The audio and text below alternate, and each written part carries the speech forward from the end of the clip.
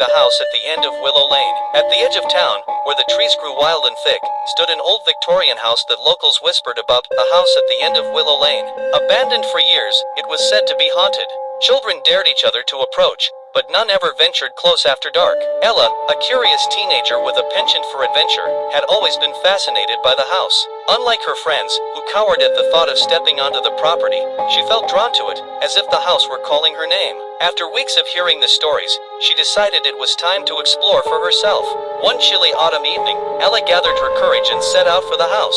The sun dipped below the horizon, casting long shadows that danced eerily on the ground. She could hear the whispers of the trees swaying in the wind, and a shiver ran down her spine. Still, she pressed on.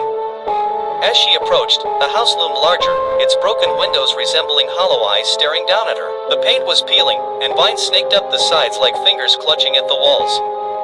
Ella hesitated at the front gate, but the thrill of adventure spurred her forward. Pushing the creaky door open, it groaned in protest. The air inside was thick with dust and the scent of decay. Shadows clung to the corners, and she could barely see anything in the dim light filtering through the grimy windows.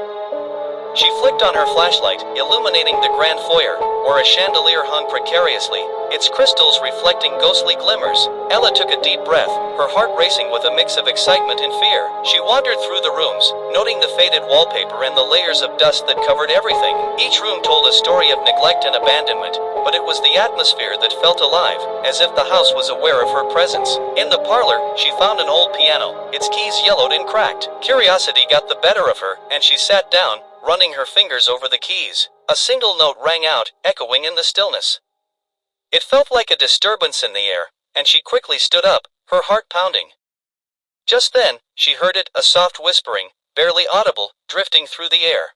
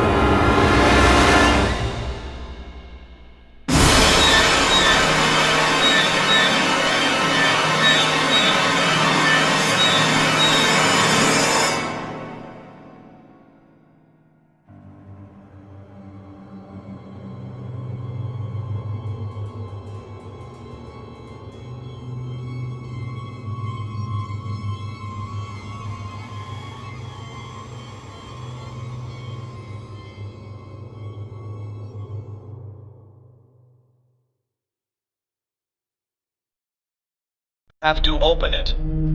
Please? Ella took a deep breath and examined the trunk.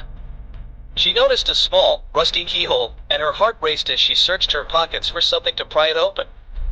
As she fumbled, she felt the temperature drop even further, the shadows deepening around her.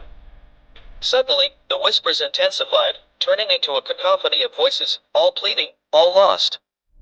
Help us! Free us!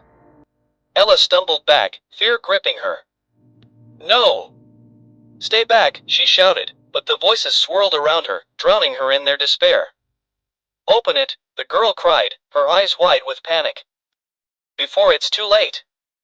With a surge of adrenaline, Ella knelt beside the trunk and began to pull at the latch. It was stubborn, rusted shut, but desperation fueled her efforts. She gritted her teeth, yanking until, with a loud pop, The lid flew open. A rush of cold air swept through the room, and the whispers turned into wails. Inside the trunk lay a collection of old toys, clothes, and at the bottom, a dusty mirror. Ella reached in and lifted the mirror out, its surface cracked and dull. As she brushed away the dust, her reflection shimmered, but it was not just her face staring back. The faces of the lost children materialized around her, their expressions twisted in agony, eyes pleading for release. "We're trapped," they cried. "You must help us."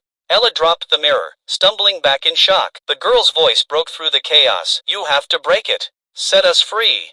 Gathering her courage, Ella picked up a heavy lamp from the bedside table and swung it at the mirror. The glass shattered, and a blinding light filled the room. The wails crescendoed, then abruptly fell silent. As the light dimmed, the room transformed. The shadows retreated, and the air felt lighter. "The girl's me," she whispered before dissolving into a shimmering mist, joining the others who had been trapped for so long.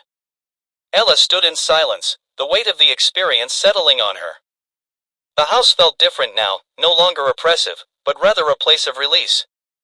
She took a final look around, knowing she had done something significant, even if the memories of the lost children would haunt her forever. As she stepped back outside, the moon hung high in the sky, casting a gentle glow on the once foreboding house. Ella walked away from the house at the end of Willow Lane, a sense of closure filling her heart. The house would stand still, but the spirits within were finally free, and she could leave knowing she had helped them escape their torment.